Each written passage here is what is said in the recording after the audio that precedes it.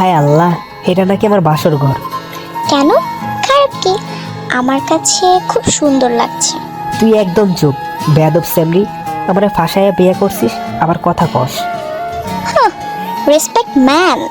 এখন আর তোর মামা তো বোন নাই, বউ হইছে। যা ভাগতো তুই। আমি কি কবুল বলছি নাকি? তাহলে কি বলছিস তুই? আমি আবুল বলেছি, সবাই ভাবছে কবুল।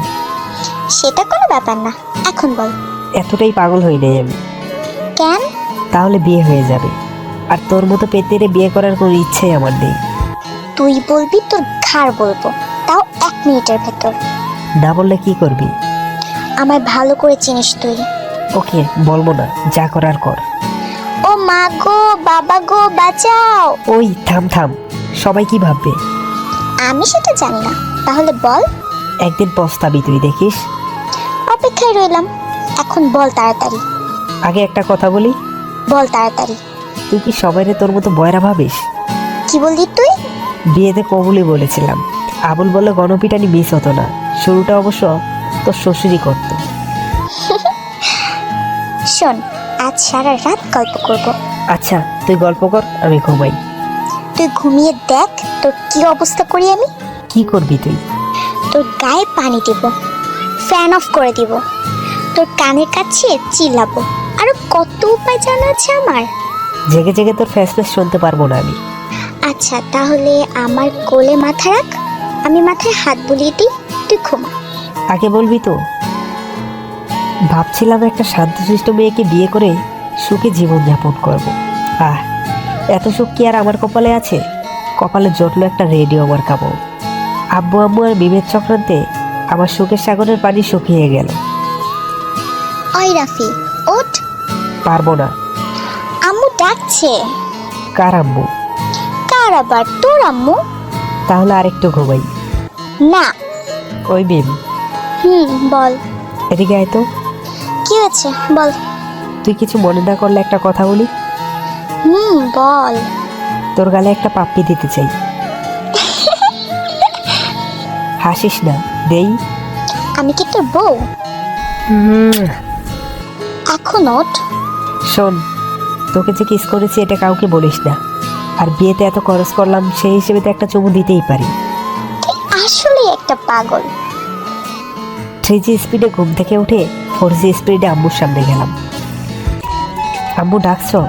হ্যাঁ দেখেছি। শোন, সব মেহমানকে নিয়ে আমি আর তোর আব্বু একটু গ্রামের বাড়ি যাব। তুই মিমের খেয়াল রাখিস, কেমন? বাসায় ওই পেতনিটাকে নিয়ে আমি একা থাকবো? পেতনি কেন, ও এখন তোর বউ। আচ্ছা ঠিক আছে। পুরো বাড়ি ফাঁকা হয়ে গেল, মিম আর আমি একা। এদিকে ক্ষুধায় আমার অবস্থা খারাপ। পেতনিটা কি রান্না করেছে কে জানে। ওই মিম, আসতেছি। কি রান্না করেছিস? আমার ক্ষুধা লাগছে। আমি তো রান্না করতে পারি না। ওই কি বলিস? খাবো কি তাহলে? ডিম ভেজে দিই আর ভাত। ধুর, খাইলে খাবি, না খেলে নাই। খাবো না আমি। আরেকটা পাপ্পি দিব, কাউকে বলবো না প্লিজ। ভাত আর ডিম ভাজি দিয়ে কাজ চালিয়ে নিস। না, আমি পারবো না। প্লিজ, আমার সোনা জামাই। আচ্ছা যা, এত করে বলছিস যখন। ভাত ডিম খেয়ে মিষ্টি মুখ করে নিলাম। ক্ষুধায় বসে থাকার চেয়ে ফেসবুক গোতাগুতি প্রচুর ভালো। ডাটা অন করতেই টুংটাং শব্দ শুরু হয়ে গেল। 4-5টা মেয়ের সাথে চ্যাটিং করলে অনায়াসে 3 থেকে 4 ঘন্টা কাটিয়ে দেওয়া যায়। কিছুক্ষণ বাদে পাশে তাকিয়ে দেখি মেম আমার চ্যাটিং করাটা খুব মনোযোগ দিয়ে দেখছে। আজ আর কে বাঁচায় আমাকে? না, আমি বেঁচে গেছি। আমার বদলে জান দিলাম আমার স্বাদের মোবাইলটা। তারপর মিম ঘর থেকে বের হয়ে গেল। দুপুরে হোটেল থেকে খাবার নিয়ে এলাম। বালিকা কিছুই মুখে তুলল না। আমি রুমে শুয়ে আছি, মিম টিভির রুমে। কেন জানি হঠাৎ মেয়েটার জন্য মায়া হলো, তাই ডাক দিলাম। মিম, এদিকে শোনো। কিরে, শুনতে পাচ্ছিস না? এই মিম, এদিকে শোন তো। বল, কি বলবি? লাঞ্চ করেছো? না, করিনি। কেন? এমনি। খেয়ে নাও, যাও। ক্ষুধা নাই। আচ্ছা, খাবার নিয়ে আসো, আমি খাইয়ে দিচ্ছি।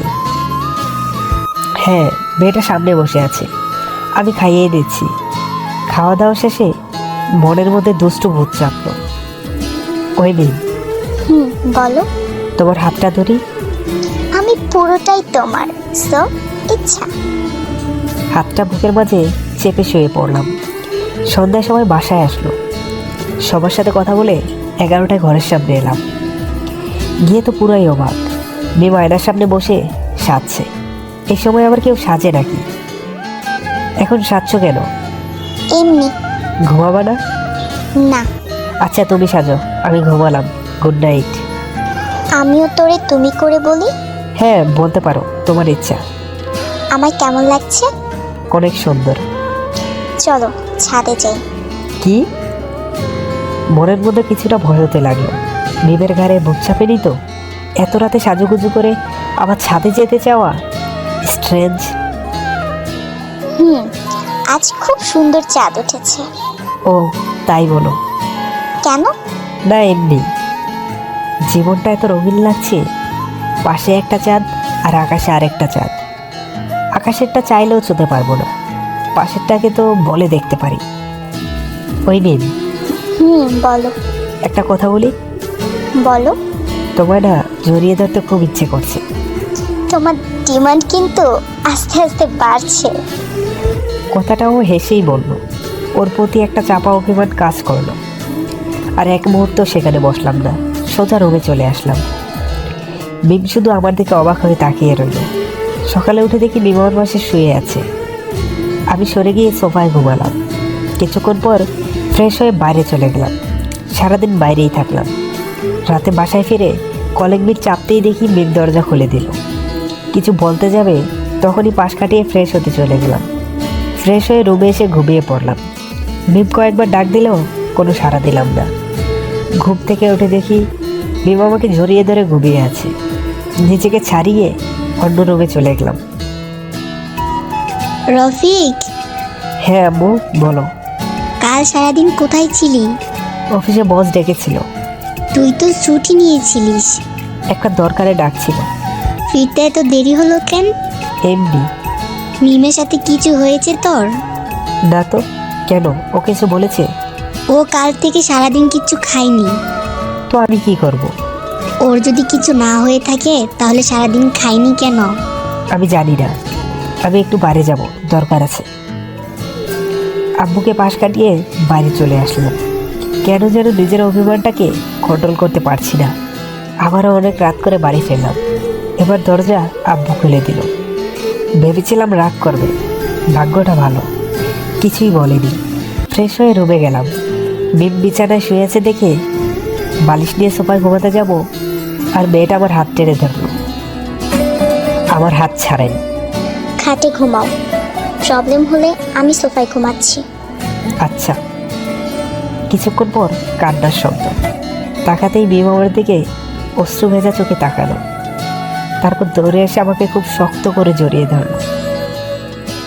আমাকে ক্ষমা করে দাও, আমি তোমায় সেদিন কথাটা ওভাবে বলিনি। আমার সব কিছুই তোমার, তুমি চাইলে আমাকে মেরে ফেলো, কিন্তু এভাবে দূরে থেকো না। একটা মেয়ের কাছে তার স্বামীর চেয়ে আর কিছু বড় হয় না। একটা ছেলের কাছে এর চেয়ে বড় গিফট কিছুই হতে পারে না। আর এইভাবেই চলতে থাকে আমাদের ভালোবাসার সংসার।